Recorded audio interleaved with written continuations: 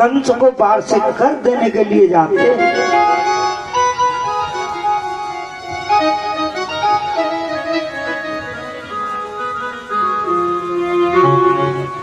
और कंस को बाहर से कर दिया।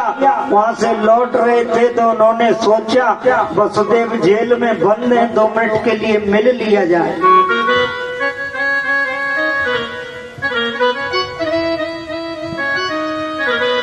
गए वसुदेव जी से मिले।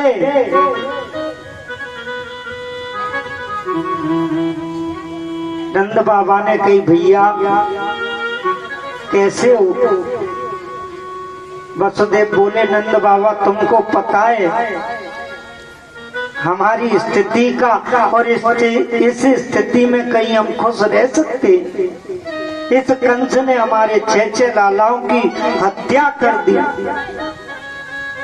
हम कहीं खुश रह सकते हैं? वसुदेव बोले बाबा मैंने सुना है कि आपके भी एक लाला हुआ है। बोले हाँ मेरो कहा हे वसुदेव जी उस लाला को आप अपनो ही लाला समझो।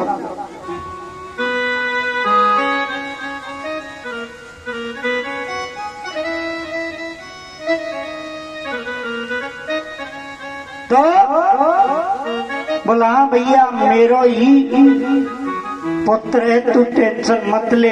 वसुदेव कह रहे हैं कि हमने बड़े बड़े नंद बाबा कष्ट सहे, जितने भी पुत्र हुए सबको कंस आता ताई ने मार डाला। नंद बाबा बोले भैया मैंने सुनी अंत में एक कन्या ने जन्म लियो है, कंसों से मारना चाहता था पर वो आकाश में जाकर के बिजली बन के तड़की। ये क्या है?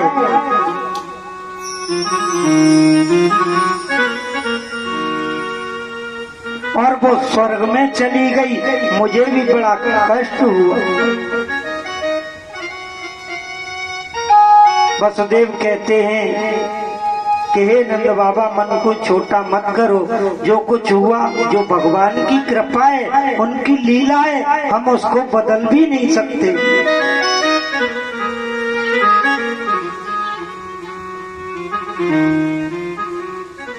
आज बाबा वसुदेव से बात करके गोकुल के लिए रवाना हो गए। आज कंस ने एक सभा बुलाई, आपातकालीन सभा। सैनिकों को इकट्ठा किया और कंस कहने लगा कि मेरे शत्रु ने ब्रज में जन्म ले लिया है और मैं ये नहीं चाहता कि वो बड़ा होकर के मुझे मारे।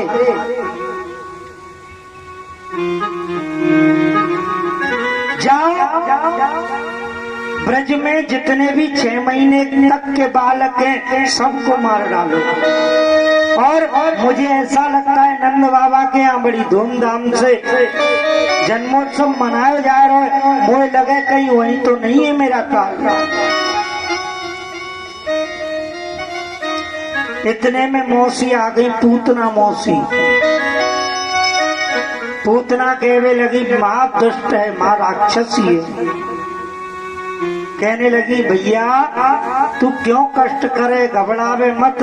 नंद बाबा के महलों में मैं जाऊंगी और लाला को 1 मिनट में मार के आ जाऊंगी। अरे बोल पागल तू कितना, तेरा विकराल भेष है? बिखरे हुए बाल, लंबे लंबे दांत, लंबे लंबे नाखून, लाल लाल आंखें, हैं? कितना विकराल भेष है। तुझे वहाँ घर में कौन प्रवेश करने देगा?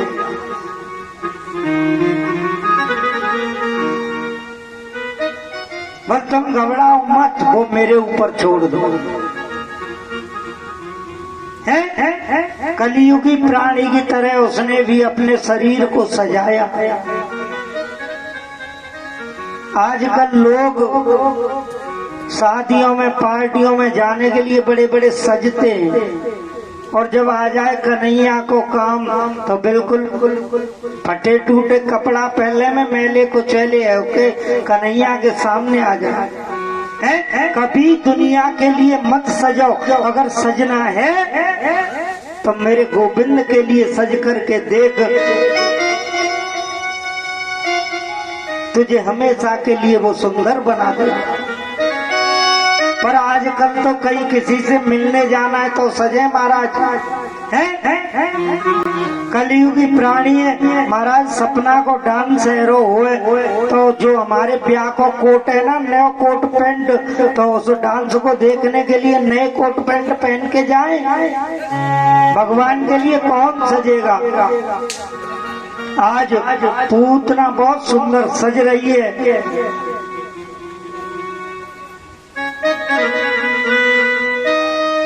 बहुत सुंदर रूप बनाया, पूतना गोकुल में पहुंच गई।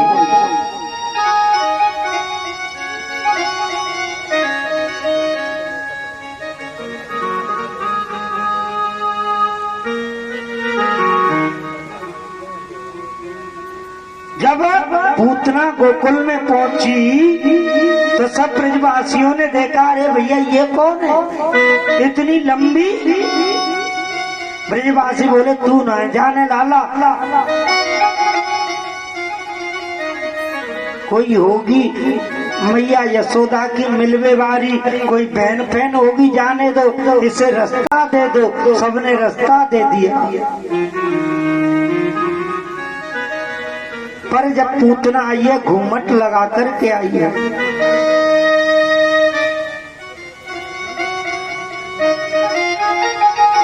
ये घूमट का जो प्रचलन है हमारे हिंदुस्तान के अंदर हिंदू भाइयों में नहीं था।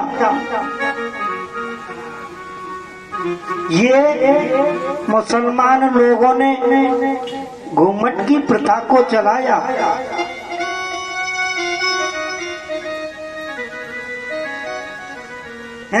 जानकी ने कब दशरथ से घूमट लगाया? कभी नहीं। पर जब से मुसलमान हमारे देश में आए, उन्होंने घूमट की प्रथा को चला दिया। प्रेम से बोलो राधे।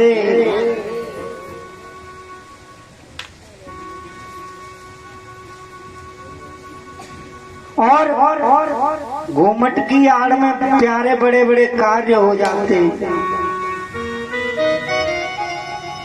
घूमट लगा लियो, एक हाथ लंबो, कमर तक लटक रो घूमट है। पर घूमट में आंख बंदर की तरह चल रही है। ऐसे घूमट से क्या फायदा? घूमट नहीं लगाए तो ही अच्छा। शर्म पलकों की होती है,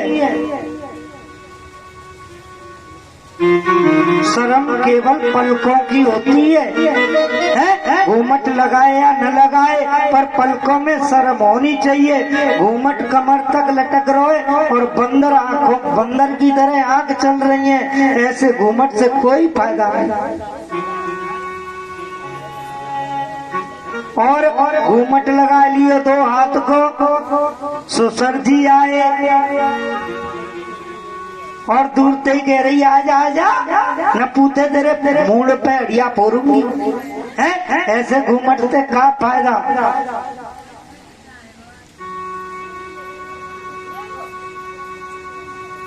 देखो, कृष्ण का अवतार हुआ अष्टमी को, और पूतना कृष्ण को मारने आई चतुर्दशी को, ठीक 7वें दिन।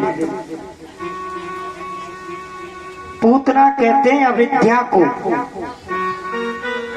अविद्या कहते हैं पूतना को। अविद्या का निवास 14 जगह पर होता है। 5 ज्ञानेन्द्रिया, 5 कर्मेंद्रिया, 10 और 4 मन, बुद्धि, चित्त और अहंकार। इन 14 जगहों पर अविद्या का प्रादुर्भाव होता है।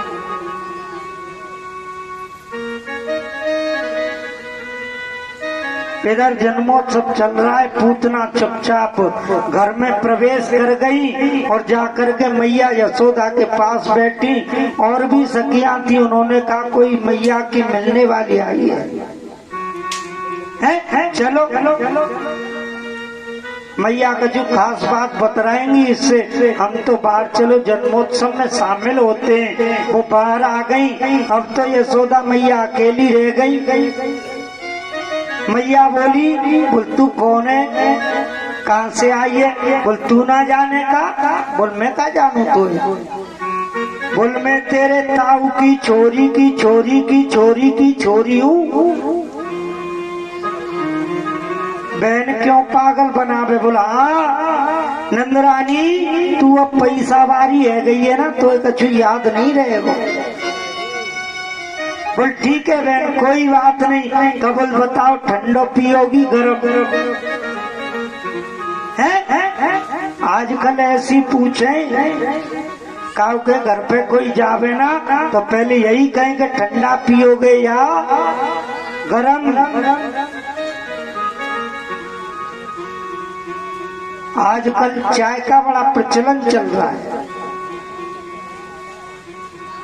कृष्ण राज में दूध दही और राम राज में घी और कलयुग में चाय चली बेटा फूंक फूंक के। चाय भी बहुत नुकसान करती है, जहर के समान होती है। चाय कभी नहीं पीनी चाहिए। है। हाँ अगर बुजुर्ग पीना चाहते हैं तो पी सकते हैं।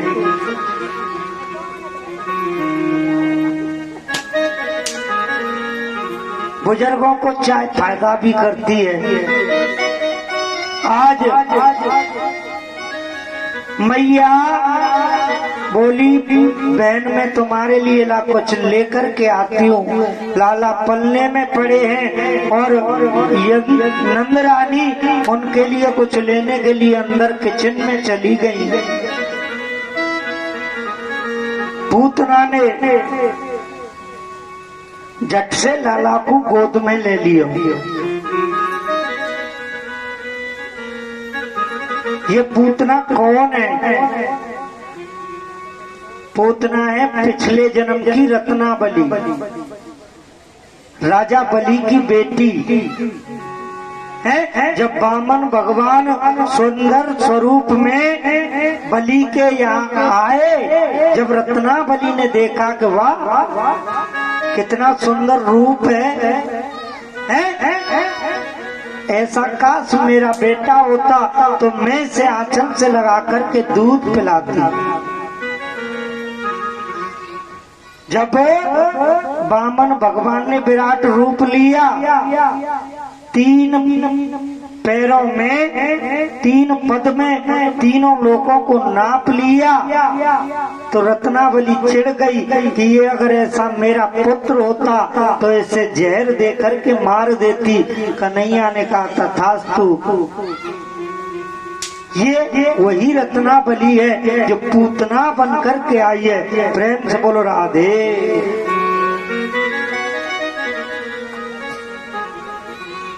आज लाला को उठायो और स्तनपान कराने लगी। लाला पूतना का स्तनपान कर रहे हैं और कन्हैया की आदत है, बच्चों की आदत होती है मुंह से स्तनपान कर रहे हैं और एक हाथ मैया की छाती पर बच्चे स्थल पर रख लिया, पुचुर पुचुर दूध पी रहे हैं।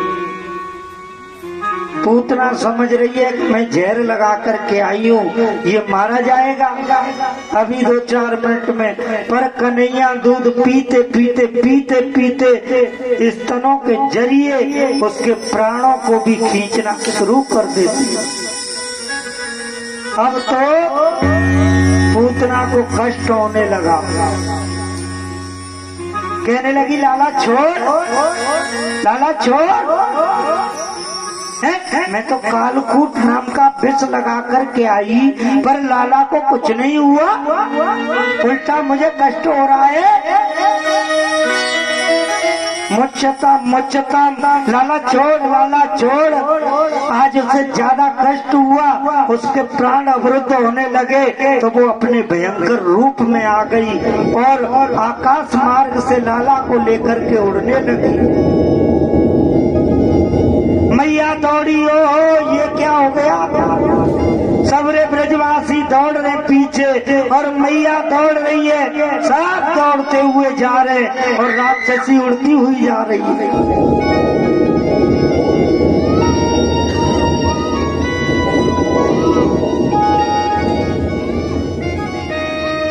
आज बहुत दुखी हो रहे हैं ब्रजवासी। कन्हैया ने सोचा कि मेरी मैया बड़ी भोरी है, रो रही है। ब्रजवासी पागल हो गए और नंद बाबा तो दौड़ते आ रहे, गिर जाते हैं, फिर खड़े हो जाते हैं, फिर दौड़ते हैं। ओहो ये पागल हो गए। आज कन्हैया ने उसके आंचल को ऐसा पिया तो उसका प्राणांत हो गया और धड़ाम से नीचे गिर पड़ी।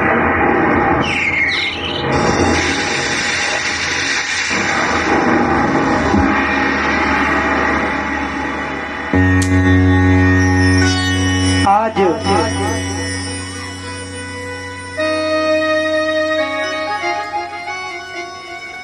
जब गिरी तो 18 किलोमीटर के बीच में जितने भी पेड़ और वृक्ष थे सबका टूट करके विध्वंस हो गया। 18 किलोमीटर लंबा चौड़ा उनका शरीर था।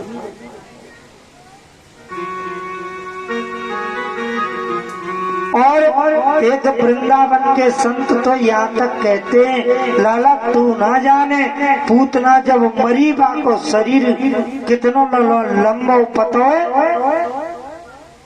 बाके पाम गिरे पैगाम में और मूड गिरे मुरसान में और हाथ गिरे हाथरस में,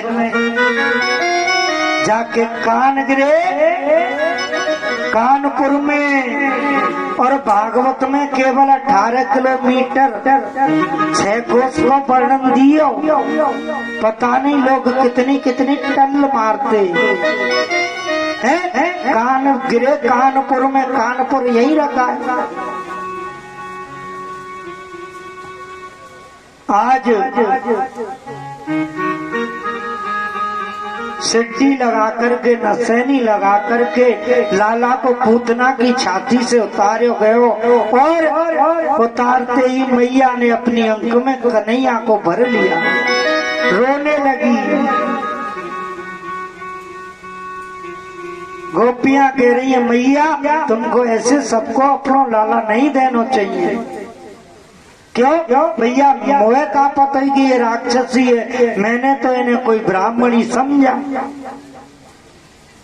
आज छाती से लगा करके कन्हैया को रोने लगी।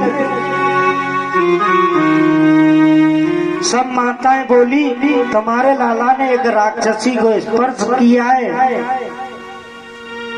इसको शरीर अशुद्ध हो गया है, इसलिए माताओं ने कन्हैया को गौमूत्र से स्नान कराया। पूतना का शरीर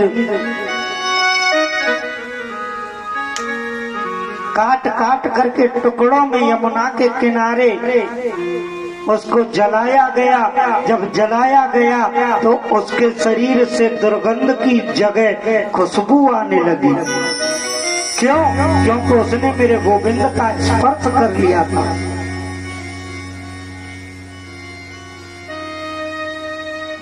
आज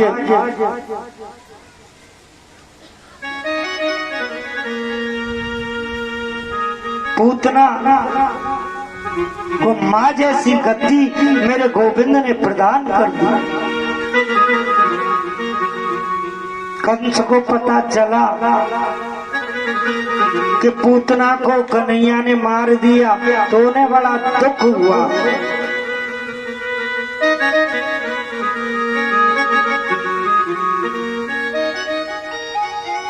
6 महीने को लाला हुआ तो सकटासुर इनको ले गया।